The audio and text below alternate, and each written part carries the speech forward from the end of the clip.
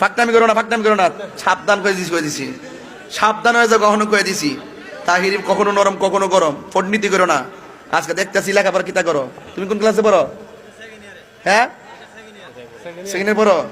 A B সূত্রটা কো, A B সূত্র বলো, বীজগণিত।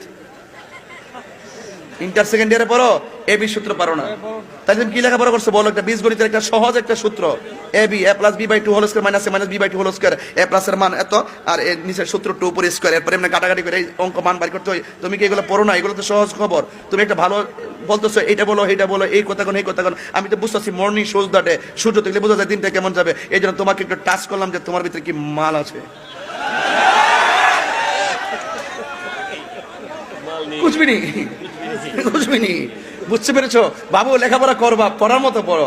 এই জন্য তো বলছি না যে পানির মধ্যে পেশাব করিস না। তুই তো বড় ক্রিকেট খেলো, যাইছে পানির মধ্যে মুক্তা দেশ।